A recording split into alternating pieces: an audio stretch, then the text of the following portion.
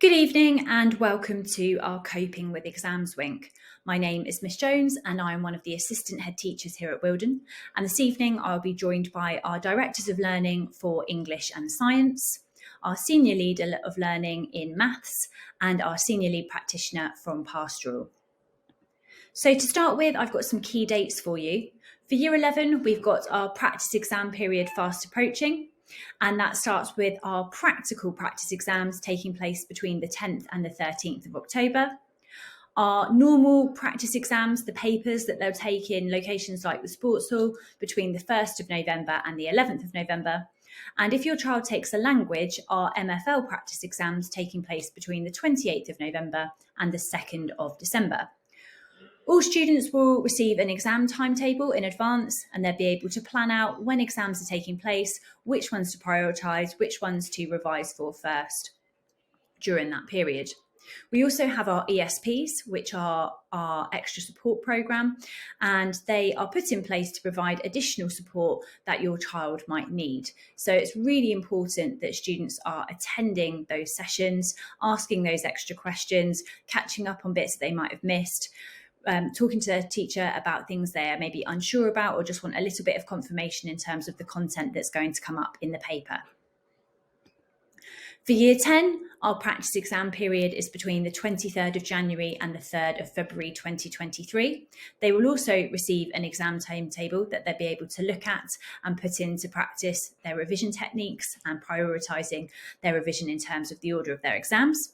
They will have some assemblies to talk through what the exams are going to look like and some support in their tutor time.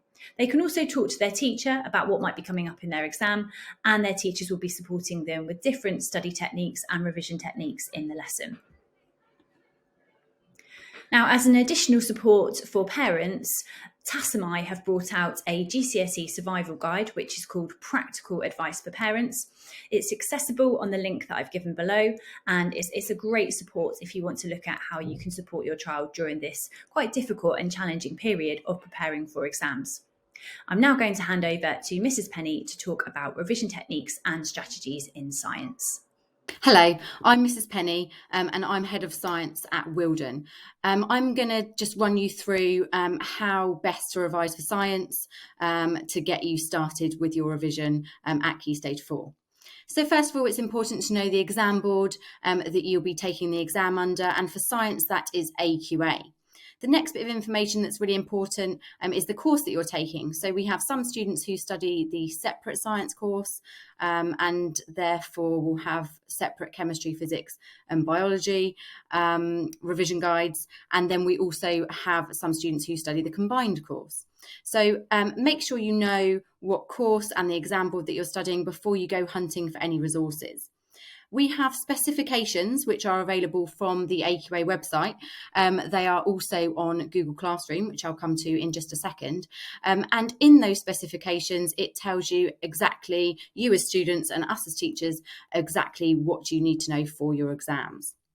So once you know that, it's about how you're going to revise and learn that knowledge from the specification. So one really, really good source of resources that you have available to you are our year Google Classrooms. So we have these for all year groups, and all you need to do is go to your Google Classroom and go to the plus sign at the top right-hand corner, click on it, and then you can enter the codes that are displayed here on the screen. Once you are members of those Google Classrooms, there are a lot of resources available to you, which I'm just going to take you through. But I think sometimes that can be a little bit daunting. So I'm going to take you through what there is and how you can use it. So if you make sure you're on the Classroom tab, Classwork tab, and then you'll see that we have topics, and in each topic there are a range of resources available. So I'm going to take you through just one of those because for each topic there are similar resources available, similar types of resources. So first of all, we have these Pixel revision resources. So if we just click into that, you can see there's a range of resources available. at this stage, when we're just starting and we're thinking about the information that we need to learn and be able to recall, we might go for the Know It PowerPoints. So this is a PowerPoint that has the kind of basic information on it. You can learn the information. There are then questions and also answers. So that's a really good place to start if you're just starting out with your revision and needing to find the best kind of revision resource for yourself. Once you are happy with the knowledge and you'd like to apply it, there is something called the Pixel Independence tasks. And they're a little bit trickier. They're a little bit more about applying your knowledge. So you can have a go at those. And there are also the answers available for you to mark your answers.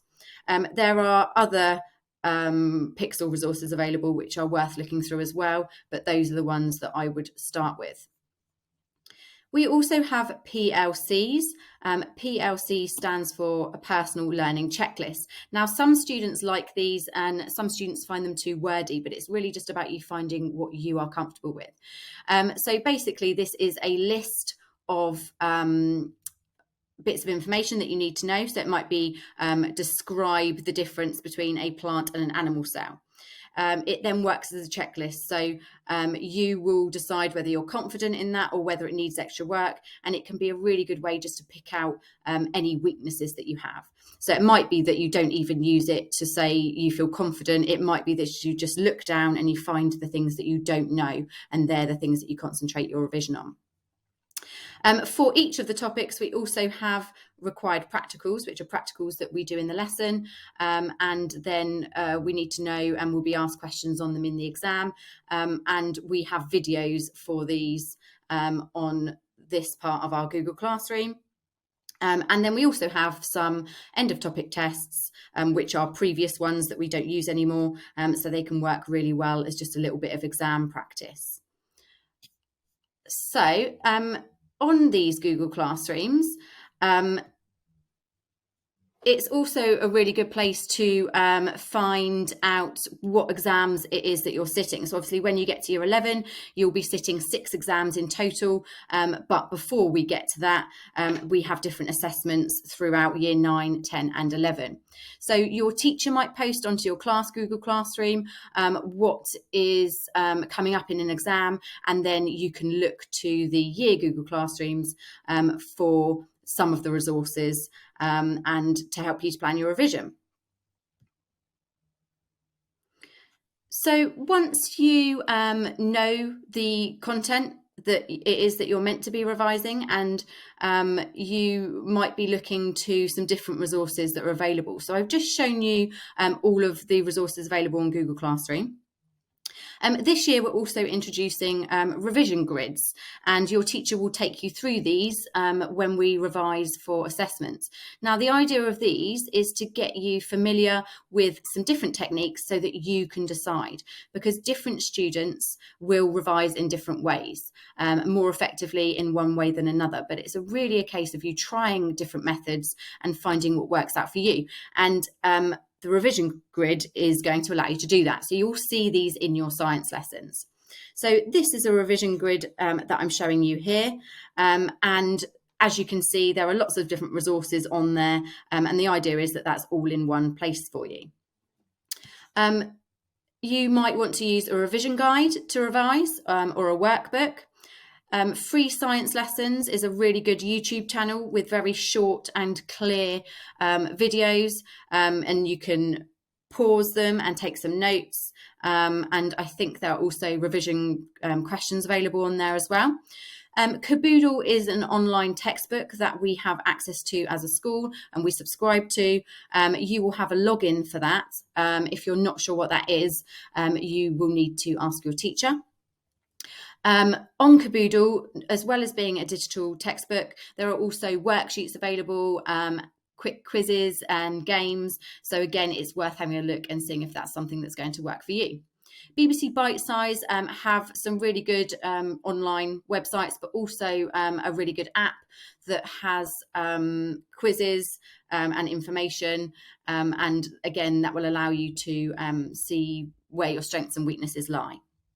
Seneca is another online resource that can take you through the different subtopics one by one, and again will quiz you as you go along and will allow you to pick out your weaknesses. And past papers is the most effective way to revise, but obviously before we get to the past papers, we do need to make sure that we have the knowledge to be able to answer the questions, and that's what I'm going to take you through now. So once you have decided the tool that you would like to use to revise, and this will be dependent on you and what you prefer, you'll need to do something with that. So I think in the past, people may have thought that revision is just kind of reading through things. So you've read a page of the revision guide, so therefore you've revised. But actually, we need to make sure that we're thinking, that the information that is being processed and therefore being able to go into our long-term memory. And there's a few ways that we can do that. So one way is the mind map, which you can see here. And this is a really visual way to break down the information, to reduce maybe the information that you have in a revision guide, and just really to make sure that what you have read, you have processed. Another really effective way to revise is to use flashcards. So it might be that you have a question and you write it on one side, and then on the other side you have the answer, and you can get someone to test you on that verbally as well, which can be really helpful. You can use something called a revision jotter, where you have all of your content kind of mind map in the center, and then you take that apart and you write down some keywords and some key concepts. You might think of a question to ask someone, a bigger picture, and things you really need to remember. So it's about taking this mind map and then thinking of questions and keywords that you could come across from that content. And then another way to revise, once you've got that content in front of you, is to answer some questions. And like I said, on Google Classroom, we have questions in the Pixel resources, and also there are past paper questions and end of topic test questions. And this can be really useful as long as we are marking our answers as well, so we know where our strengths and weaknesses are. So something else you can do to revise and to get you thinking is to use some of these methods. So you might have a revision guide at home, but you don't really know what to do with it. You've never used it before. So you're going to open it on a page that you have a test on, and you are going to prioritize. So obviously there's a lot of writing on this page.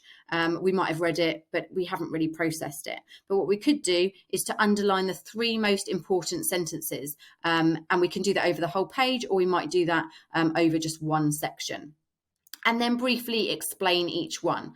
So that could be writing down the explanation for each one, or it could be verbally explaining to somebody else why you have chosen that sentence as one of the most important ones on that page. Another thing you can do is to reduce the information into 12 words. So we might take the section which says alveoli carry out gas exchange in the body, and then read the information there, but we're just going to turn that into a summary of 12 words only. Something else we can do, which I find really effective as a visual learner, is to transform the information into pictures or images. Now, you do not have to be good at drawing for this. I certainly am not, but it's much easier to remember a diagram or a picture or an image than it is to remember a whole bunch of words. So it's about reading a section and then not copying a diagram, but making your own diagram that your own brain will think of in the exam. You might then want to link the 12 words that you reduced earlier to those pictures that you drew. So you have your images that you came up with yourself, and then you just attach one of those 12 words to it. Something else you can do is to write 3 questions that you'd like to ask an expert. So this shows if you're showing an interest in it, then you've thought really carefully about what this page doesn't tell you and what you would like to know. So the most important thing to get from this is that you have chosen your revision tool. So that might be a Pixel resource, or it might be a revision guide, or it might be BBC Bite Size, but then you are doing something with it that makes you think. So once we have that knowledge, we're going to need some exam technique as well. So there's kind of two halves to revision. There is learning the content and kind of knowing that off by heart, but then we need to make sure we can apply that in an exam situation, because when we get to that question and we read that question, we need to make sure we can write an answer that's going to get marks in the exam. And there's kind of some different things that we'll need to think about and practice. So one thing is command words. You can see here there are lots of command words in science, and this is the word in the question that tells us what we need to do. So, for example, we might be confident with drawing an animal and a plant cell and labelling it. That will allow us to describe, which is just giving facts. So we might be able to describe what that animal cell looks like. But then if we were asked to compare an animal and a plant cell, we might not know what the word compare means. So we need to make sure that we're confident with what each command word means so that we can clearly write an answer in an exam. Something else that we'll need to do to really brush up on that exam technique is to learn our science keywords. So we have lots of work in scientifically keywords that you can see here, like variable, precise, dependent, that you will have come across in your lessons. Now, these will come up in the exam. They will ask you about required practicals, and they might ask you for the independent variable, the dependent variable. And there are sections in the revision guide on BBC Bite Size and all of the other tools that I've mentioned that will explain what these words mean. And it might be a case of learning these by writing down the keyword on one side of a flashcard and the meaning on the other side. We also have access to Quizlet, which is another really good way of learning keywords, where you can enter the keyword and the definition, and then it gives you games to help you to learn those. So that's a really effective way to learn those keywords. In science, there is a lot of equations that you do need to know off by heart. You are given some equation sheets in the exam, which again are available on the Year Google Classroom for you to have a look at and see which ones you're given. But you will need to remember equations. They're up in your classrooms. There are lists of them on Google Classroom, and there are also apps available to help you to learn those equations. What's really important to remember is that it's not just the equations, it's also the units, and it's finding a way that you can use to be able to learn those. So top tips really when revising for science are to make sure you turn off phones and tablets. There's an app called the Forest app, and which allows you to grow a tree and is meant to encourage you to stay focused. Learn the equations, the keywords and the command words as well, which will allow you to really improve your exam technique. Really important is to ask for help. So that might be in the lesson, it might be with your self-study, and we also have drop-in sessions that run after school in room 317 for Key Stage 4, Monday to Wednesday. And you can just drop in with a question that you couldn't answer, or it might be that you've printed off some of the end of topic tests from Google Classroom and you would like some help with them. But do make sure you ask for help. It's really important to remember that revising is not reading or copying. It's answering questions, it's getting you thinking, it's doing something with those tools that you have decided to use. And then also really important to remember is we need to do this little and often. We're not saying you've got an exam in a week's time, you've got to spend 3 hours in one night revising. That's not effective. It's about starting revision for your year 11 GCSEs in year 9 and doing little and often. So it might be that you have just completed a topic in science, you're not confident with it, so you're going to do some revision using BBC Bite Size, or you're going to answer some questions. And do make sure that you are not just revising the things that you are confident in, because that's easy. You need to pick the things that are your weaknesses, that you're not confident with, and that's where you start. I hope that's helped. Good evening. My name is Beth Rooney. I'm the Director of Learning for English here at Wildern, and tonight I'll be talking you through how you can best support your son or daughter with their revision for English in preparation for their exams. So we're going to start with a very brief look at the English literature and language courses. It's worthwhile me saying here that your son or daughter will leave Wildern with 2 separate GCSEs from English, one for English literature and one for English language. You'll know that for English literature, they study Macbeth by William Shakespeare, Dr. Jekyll and Mr. Hyde by Robert Louis Stevenson, an Inspector Calls by J.B. Priestley, and then a collection of 16 poems by various authors in the Power and Conflict Poetry Anthology.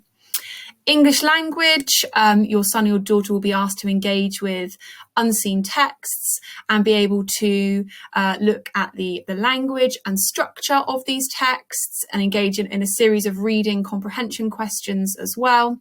And it also assesses your son or your daughter's ability to write competently, fluently, and accurately, looking at both fiction and non-fiction texts. Much more detail on those to follow, but worth a brief introduction first of all.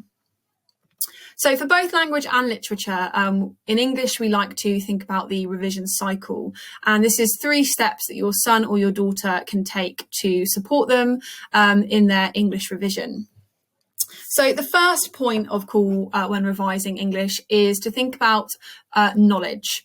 And your son or your daughter will have to ask themselves, what is it that they need to know for the aspect of the course that they are currently revising? Is there anything that they need to refresh their knowledge on?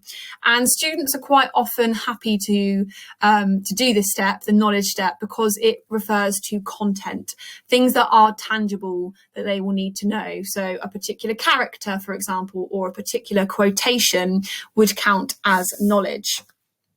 This is often the most straightforward step of the revision cycle because this is where your son or your daughter might make revision cards, flashcards, mind maps to help them know what they need to know. But English GCSEs are not about the basic recall. You know, your son or your daughter won't be asked in what chapter does this character say this particular quote. It's all about applying their knowledge to the longer essay style responses, extended responses that the exams will require.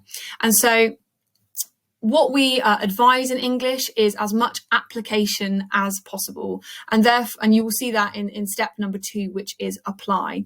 And so this refers to taking the knowledge, the content, and applying it to a past paper question. We do AQA for both language and literature, and there are many past papers widely available online, or your son or your daughter's teacher will be able to supply them with them.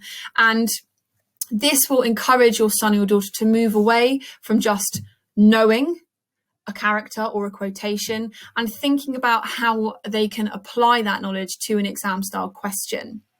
They would then be able to give their work to their teacher for feedback and marking. And we would strongly encourage them to do this.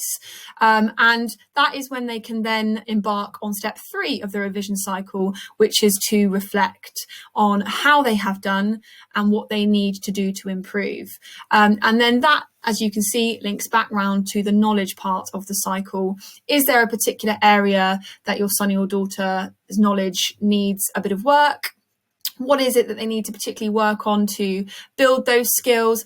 And then we work around the cycle again. So it's a constant cycle of what do I need to know? How can I use it and apply it? Get some feedback. How can I reflect in order to become more competent on that particular assessment question? So we'll move on now to look at English language in a little bit more detail. And it's worthwhile me saying that there is no coursework element for either of the English GCSE, so language and literature, and that they are all purely exam based. So for English language, you will see that there are 2 papers, both of which follow a very similar structure, and that your son or your daughter will be given some texts that they aren't familiar with, and they will be asked to answer a series of reading-based questions, which is section A, and then they'll be asked to do a piece of writing, which is section B. So for paper 1, Explorations in Creative Reading and Writing, this is broadly the fiction paper.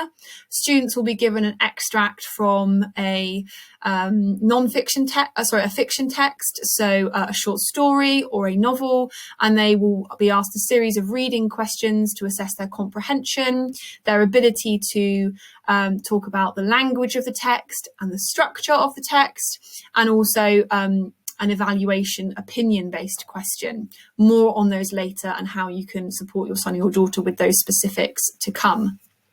Section B is a piece of creative writing, which will either be a description or a short story or an opening to a short story.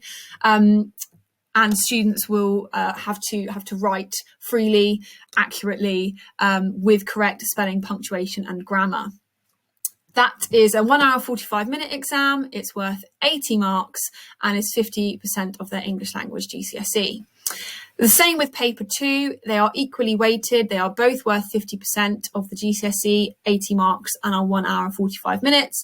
The difference being that paper 2 focuses on non-fiction, and students will here have to look at 2 texts, which would be a speech, an extract from a newspaper article, perhaps an essay, a letter, or an information leaflet. And again, they will have to follow through similar questions, which will assess their comprehension, their ability to analyse, their ability to summarise. Section B, similarly, is a 40-mark writing question, but this time your son or daughter will be asked to write a piece of non-fiction presenting their viewpoint on a given topic. So how to support your son or your daughter with the language GCSEs? The best thing that they can be doing is to be reading widely and reading quality texts of the calibre that would match what they would have in the exam. So for fiction, we would strongly recommend that your son or your daughter takes a trip to the LRC and has a chat with our librarians there, who will be able to advise them on fiction that might interest them particularly, might point them in the direction of the classics. What we are looking for here is that your son or your daughter is reading quality texts. And we know that while they might be doing reading at home online, it might not always be of the standard that we would like. And so it's important that they are getting that richness of text. In terms of non-fiction, reading quality newspapers would be really useful.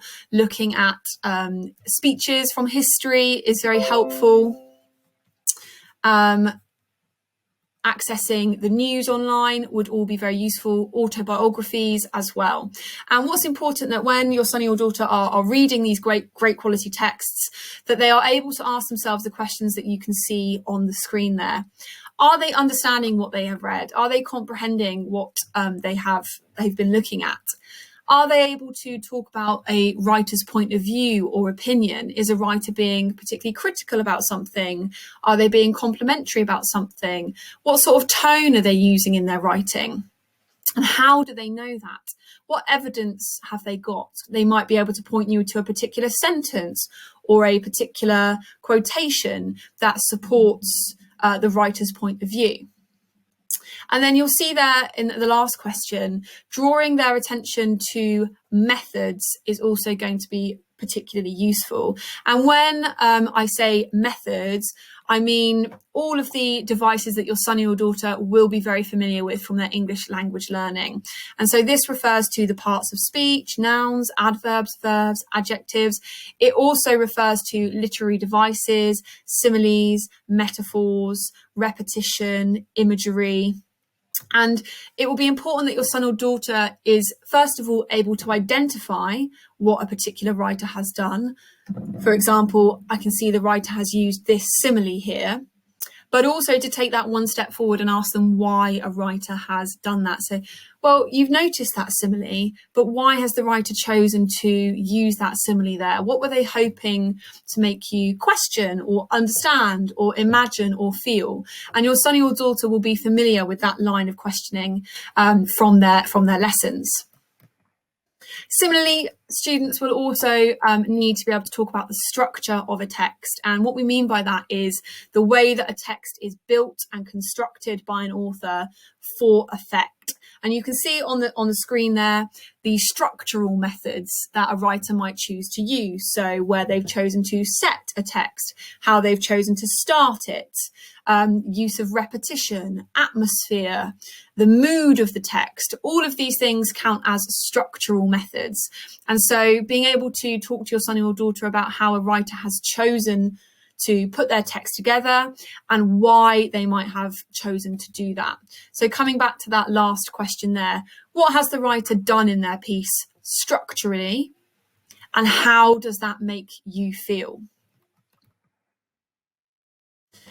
The last thing to talk about in terms of language is written accuracy. And we can't sort of overstress the importance of the quality of your son or your daughter's writing, in that for both paper 1 and paper 2, there are 40-mark questions for fiction and non-fiction writing. 16 out of those 40 marks are available for spelling, punctuation and grammar. So that is to say the accuracy with which your son or your daughter can spell, use a variety of different types of punctuation and their grammar. The first way to support your son or your daughter with their written accuracy is to get them reading, as we've already discussed. Those high quality, high caliber texts will showcase to your son or your daughter how to use a breadth and depth of punctuation, how to use them correctly in the correct contexts. It will also expose them to high level vocabulary that they might not encounter in other forms of writing or reading, and their ability to use those words themselves when they next come to do a piece of writing. The other really useful resource that you'll see on your screen there are the Bristol University Grammar Explanations and Quizzes. If you type into Google Bristol University Grammar and click on the third option, it will take you to this website, which is incredibly useful for breaking down all the different types of spelling, punctuation, grammar, and giving your son or your daughter a very quick tutorial on them before assessing their understanding with a quiz at the end. And those are all self-marking, so you can very quickly see areas of strength or weakness. So we would definitely recommend this website here.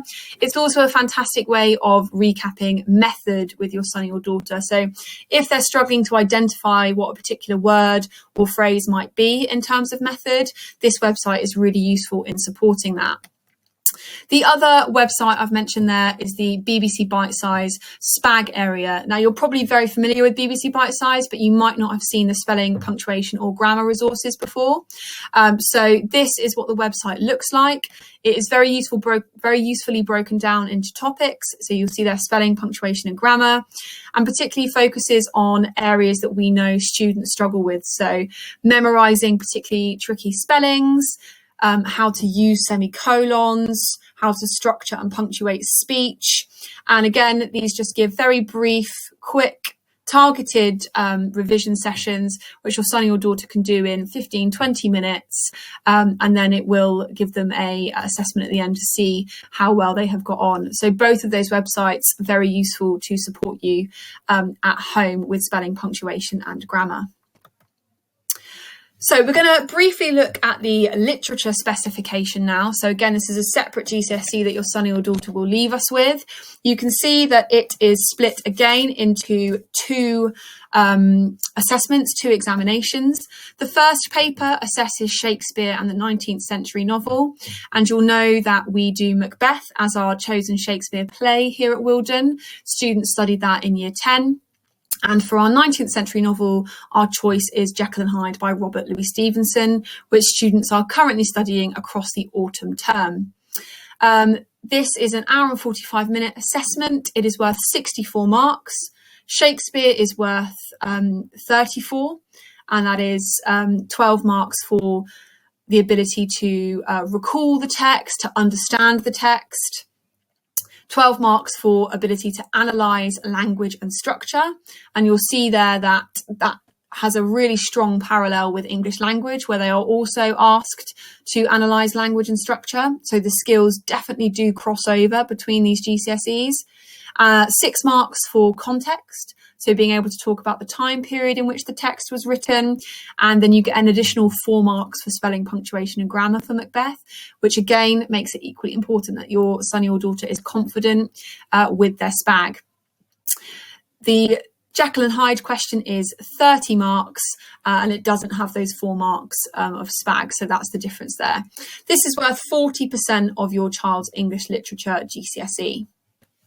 The second paper is the modern text and poetry, which is worth slightly more. It is 60% of their English literature GCSE. It's a slightly longer exam, 2 hours and 15 minutes, and that's because it assesses 3 components rather than the 2 from paper 1. So on paper 2, it is your son or your daughter will be assessed on the modern prose or drama element, which is An Inspector Calls by J.B. Priestley. The poetry anthology, which is the Power and Conflict anthology that you'll be familiar with, and the unseen poetry, where students are asked to look at text, poems that they haven't seen before, and work on analysing the language and structure. And so what you're doing at home with your son or your daughter when you're looking at the parts of speech, the literary devices, when you're talking about structure with them, you're preparing them for the English language questions, of course, but it's also really supportive for English literature, where students are still going to have to talk about method and analyse a writer's choices, why they've chosen to use the simile there, what effect it has on them as a reader, how it would have impacted an audience at the time. And so hopefully you can see that there is quite a crossover in skill between language and literature in terms of being able to talk about method and analysing method as well. There is obviously, you can see from the course overview there, a lot of knowledge in terms of the literature, and your son or your daughter, I'm sure, will have expressed their outrage that these are closed book assessments. So your son or your daughter will not be able to take their copies of Macbeth or Jekyll and Hyde or the anthology into the exams with them. And so it does rely on a lot of knowledge.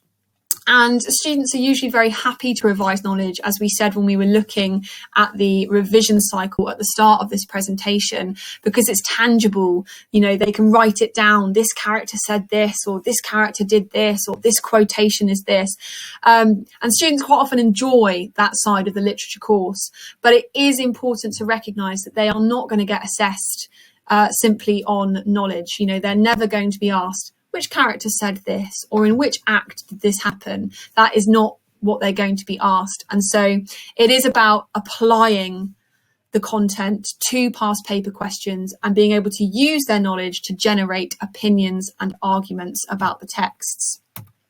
To help you support this process at home, I've put together 6 core principles for revising English literature that your son or your daughter will be familiar with from their lessons. And these 6 principles will help you support your son or your daughter in moving away from just knowing the plot and the quotes to being able to apply that knowledge to more useful exam sort of applications. So these 6 principles are create, transform, reduce, categorise and criticise. So the first is create. And this is one that you'll probably be most familiar with, creating the mind maps. You can see on the right there, we've got the more traditional looking mind map. And this is a really good starting point to help your son or your daughter equip themselves with that knowledge. But you can take this one step further at home. And you can see on the left an example of a graph that I created with one of my classes. And this graph evaluates how Macbeth changes over the course of the text. So along the bottom axis, we've got Act 1, Act 2, Act 3 across the course of the text. And then you can change what goes on the other axis depending on the focus of your child's revision.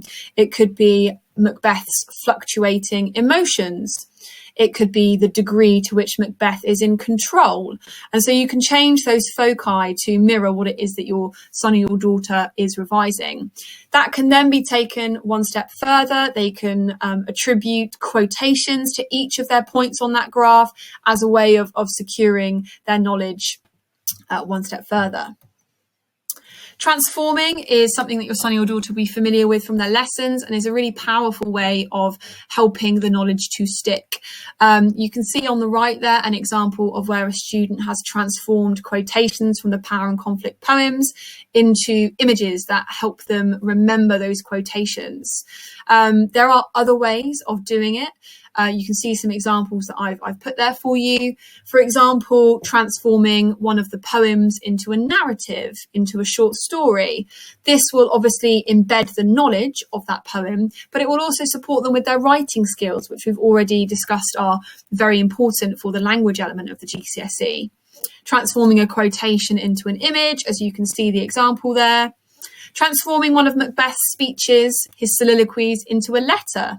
Again, we're recapping that knowledge of Macbeth's speeches, and we're also recapping and embedding the knowledge of how to write a letter, which is useful for English language paper 2. A quick task would be to transform the emotions in a scene into a series of emojis. So you can see there a variety of ways in which you can use the transform strategy to support your son or daughter's revision. Reduce is something that we use a lot in our English classrooms, and we've discussed already that there is a lot of knowledge for students to take on board. And so the ability to reduce it down and distill it into what is very useful is a great strategy. So, for example, reducing what has happened in the entirety of Act 1 into 50 words. Reducing the message of a poem into one single word. Reducing the content of a speech into 3 key bullet points. And what you're asking your son or your daughter here to do is to really evaluate what it is that they need to know from the topic that they are revising, and to distill it down into what is most important for them. Categorize is a really useful strategy in that it asks your son or your daughter to make a choice. How are we going to organise particular aspects of our revision? This is very useful, particularly for the poems where there are 16 separate poems. How might they categorise them into different themes? You could ask them, first of all, to come up with the list of themes and then categorise. So it's a dual focus of their revision there. You could ask them to categorise the characters. First of all, how would they do that? That's asking them to really think about what types of characters they're dealing with, how might they differentiate them from each other, what categories are they choosing, and why. So this works on several levels. It's recall, they're having to know about the characters or know about the poems, but it's also evaluating what categories are you going to choose to sort them out into. And lastly, the highest level skill then is criticise. And this is something that they are asked to do in their language and literature GCSEs in the form of evaluation. To what extent are they agreeing with a particular viewpoint or a particular opinion? And so using this vocabulary with your son or your daughter at home is going to be very useful to get them thinking about this skill. So you could ask them, to what extent do you agree with the opinion that is expressed in that newspaper column, for example? How could they argue against an opinion that is presented? Particularly very strong viewpoints that you might see on daytime television that are supposed to be quite controversial. These are quite useful starting points in getting your son or your daughter to have opinions and express their opinions concisely by arguing against what they see. To what extent do they agree with a particular viewpoint that they might see in reading or on the news? So that is a particularly useful strategy and encourages those real higher order thinking strategies. So to finish off then, I will leave you with some useful resources. Seneca Learning is something that we have access to here at Wildern. This is particularly good for securing knowledge, quotation gap fills, quizzes. Very, very useful. Tassomai levels that up one in that it will assess your son or your daughter's particular strengths of area and of strengths and weaknesses, and it will keep showing them areas of development until they have got that secured. So that is very useful, and students really do get on board with Tassomai, and we do have access to that. BBC Bite Size, as you will know. YouTube is a very valuable resource. We would say to be quite particular in the way that you use it, as there is a lot out there and not all of it is good. We would particularly recommend Mr. Bruff, who is a teacher himself, and he records lessons which he then uploads onto YouTube. So if your son or your daughter perhaps has missed a particular poem or doesn't feel very confident on a particular act of Macbeth, we'd really recommend looking up Mr. Bruff, who delivers high quality content on the literature course. And then if you're looking for revision guides for your son or your daughter, please do make sure that you are selecting ones for the AQA courses. We do AQA for both language and literature, and they are very specific courses. So just be on the lookout for ones that are correlating to the AQA course.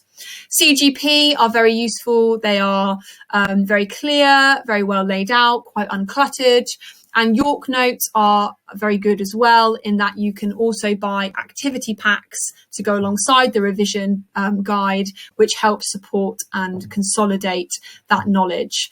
So we would recommend both of those companies. Thank you very much for your time this evening. If you've got any questions, please don't hesitate to contact your son or your daughter's English teacher at the school, and they will try their best to answer any questions or queries that you might have.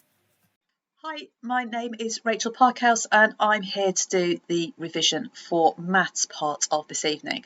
Now, before we start through the rest of this presentation, what I would like you to do is to pause the video and alongside your child have a go at these questions here.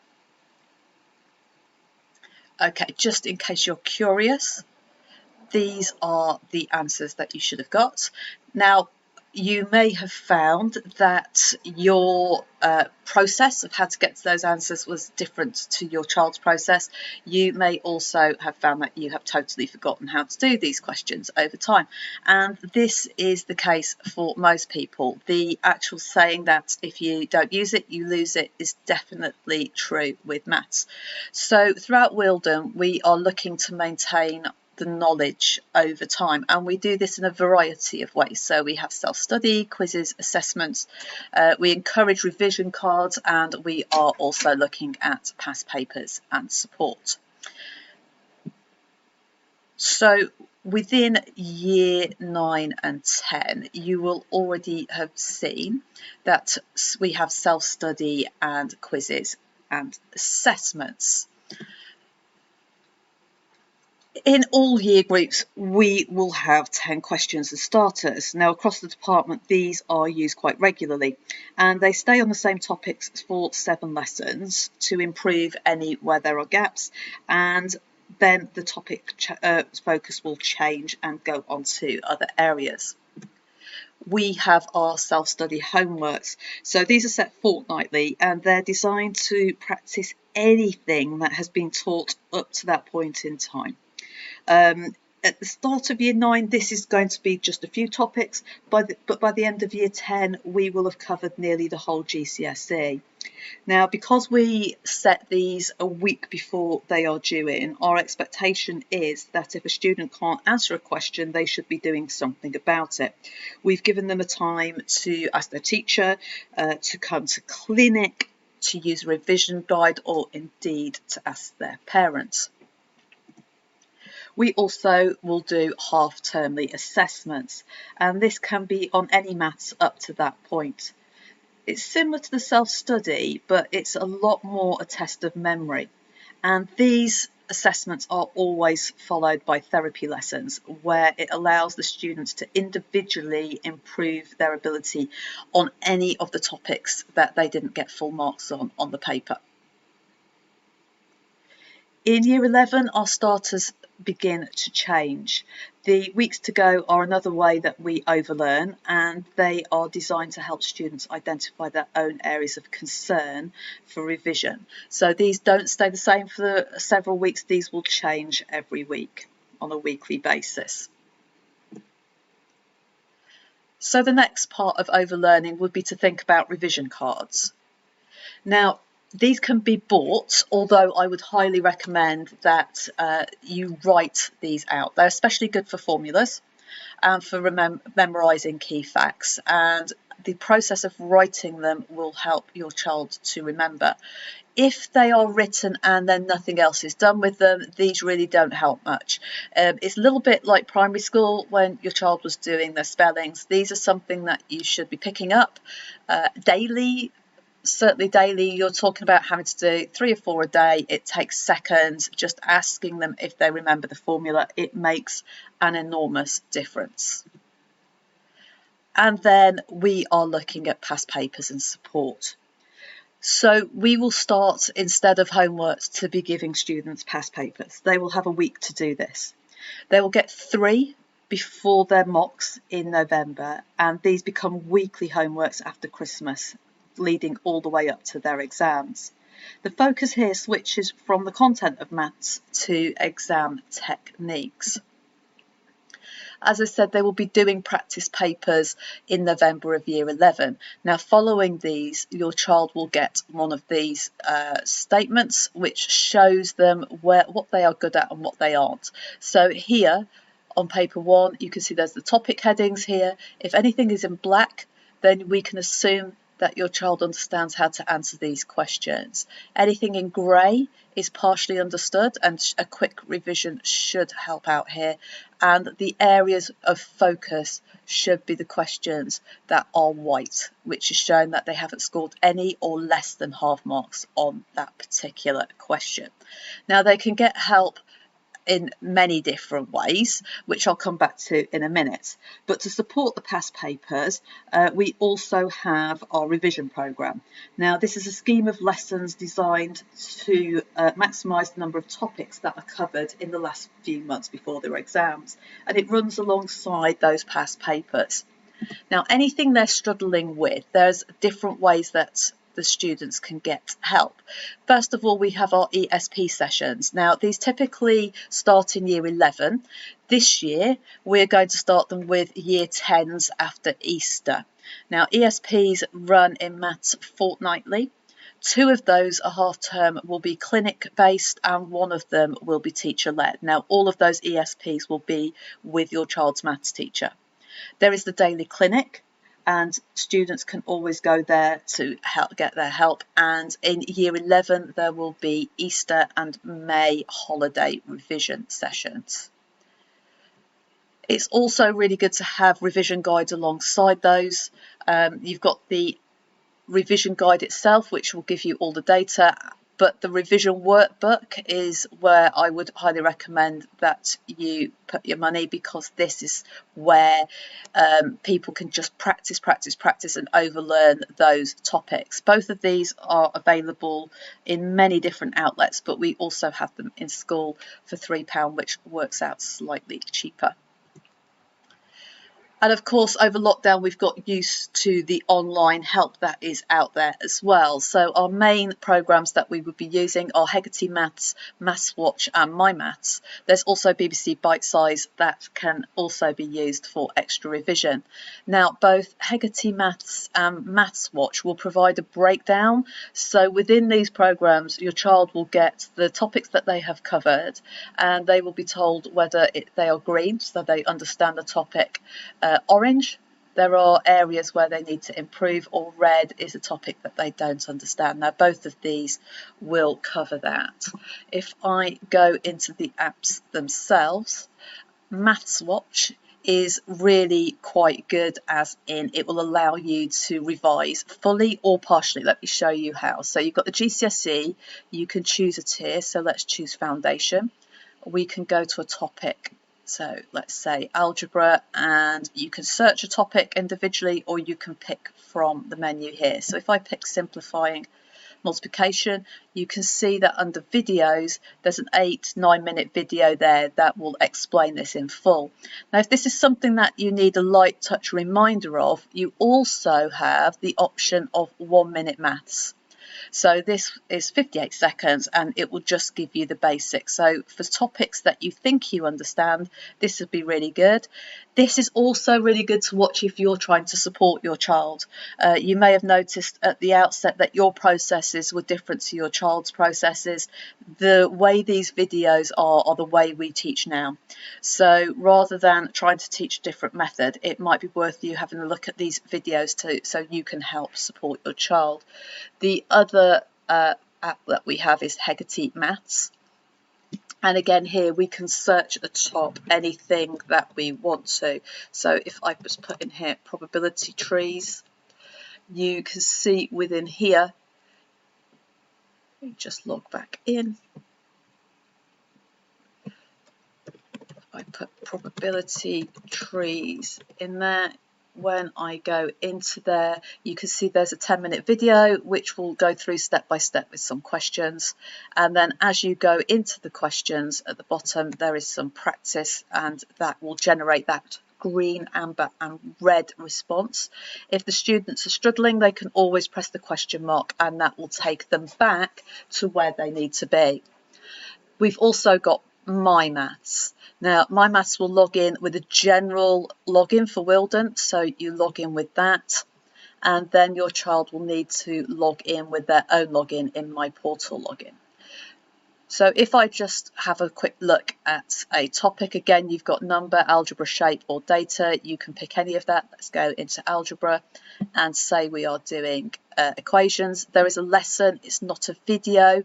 It is a lesson, and they will be taken through the lesson by pressing next. Now amongst there as well, there will be different questions for them to have a go at. So let's answer this one. So if I say that's 15, that will tell you straight away whether you have got that correct or not. So those are the 3 applications that can be used. Now, to back all of this up, I would highly recommend that your child gets used to their own calculator.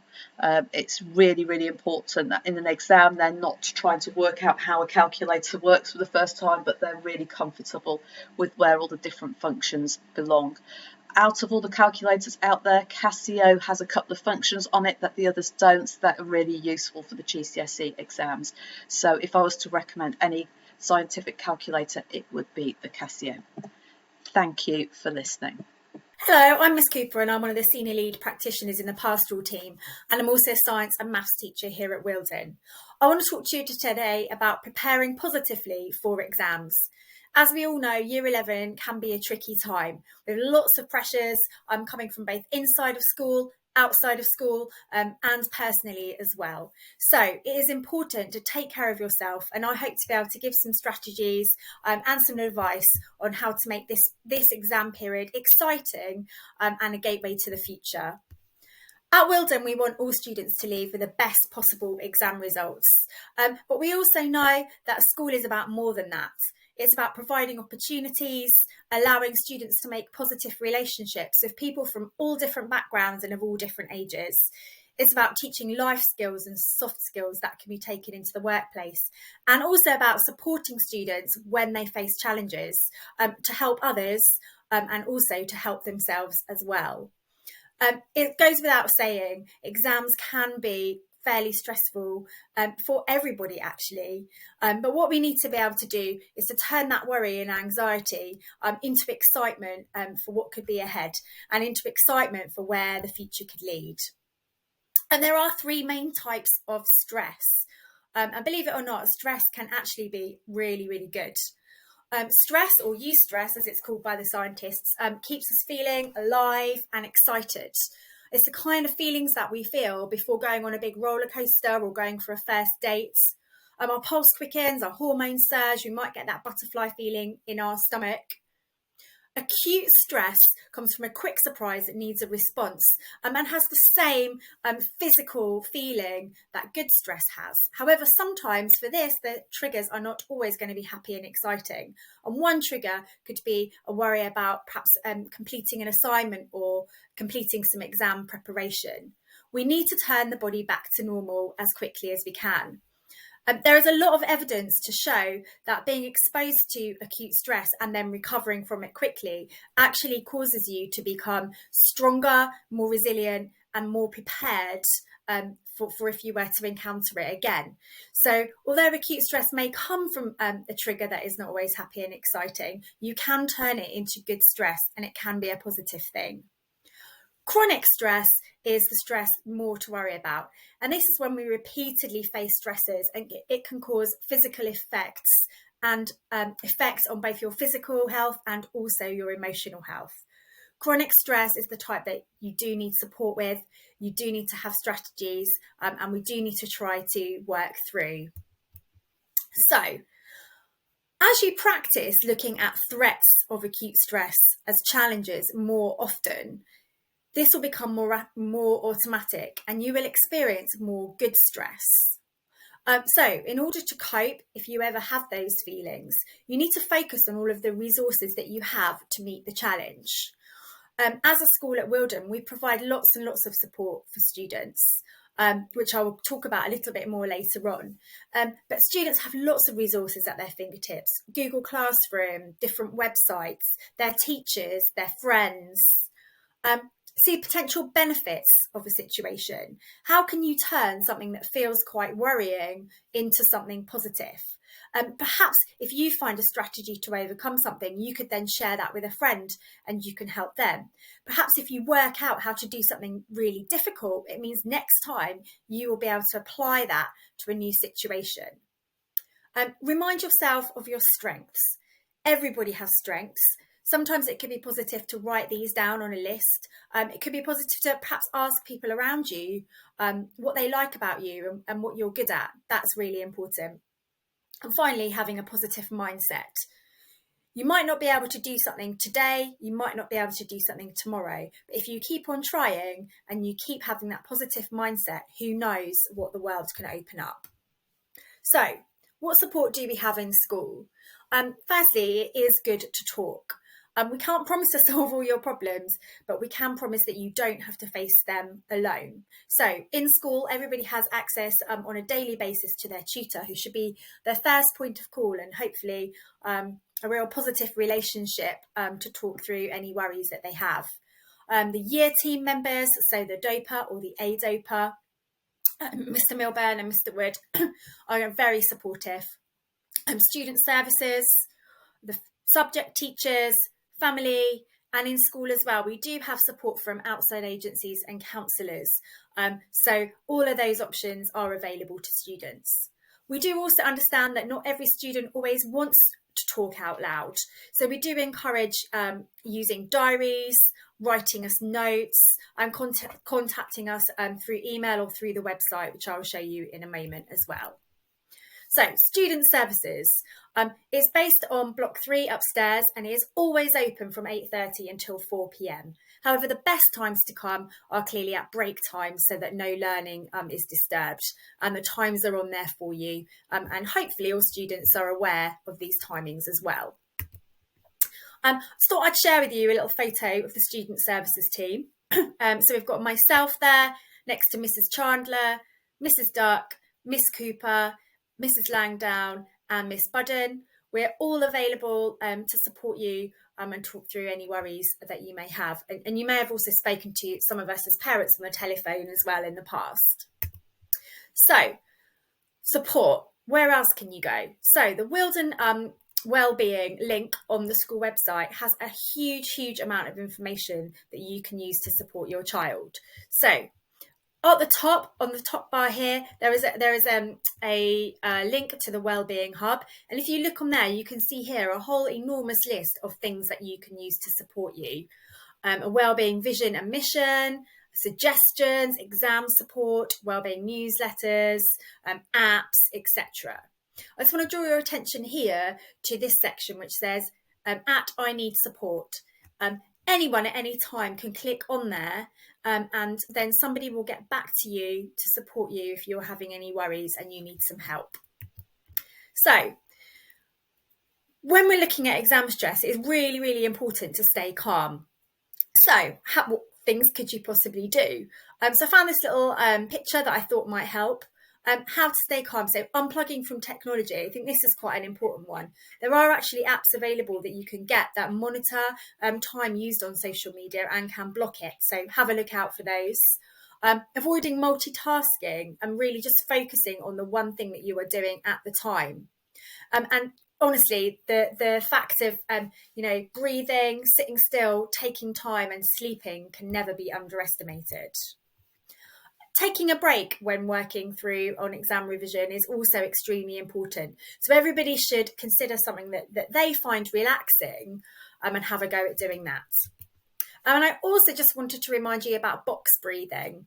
It's a deep breathing technique to slow down your breathing, put you back into a relaxed state, can clear your mind and improve your focus. If ever you are feeling a little bit stressed and a little bit like you need to calm. So what you have to do is, preferably it's best to sit down in a relaxed, comfortable place. Breathe in for 4 seconds. Hold your breath for 4 seconds. Breathe out for 4 seconds. And then hold again for 4 seconds. And if you visualize going round a box at the same time, it's a really powerful technique to clear your mind and calm your nervous system. So that is something I would definitely recommend. Equally here is a list of lots and lots of different apps that you can use to support with mental health and to support with remaining calm and relaxed and having a positive approach to exam revision. So these are on here. I think the most of them are available on Android and also iPhone as well through the app stores. And finally, my top tips. Make sure that you get enough sleep. Stop to rest. Focus on you and not worry about other people around you. Talk to others and seek support if required. And keep moving. And by that, I mean not only exercise and being active, but also keep moving through your work. If you can't do something, move on, try something else, and come back to it a little bit later. So finally, keep calm, good luck for the exams, and please pop up to see me or any of the other members of staff in school if you need some support. Thank you.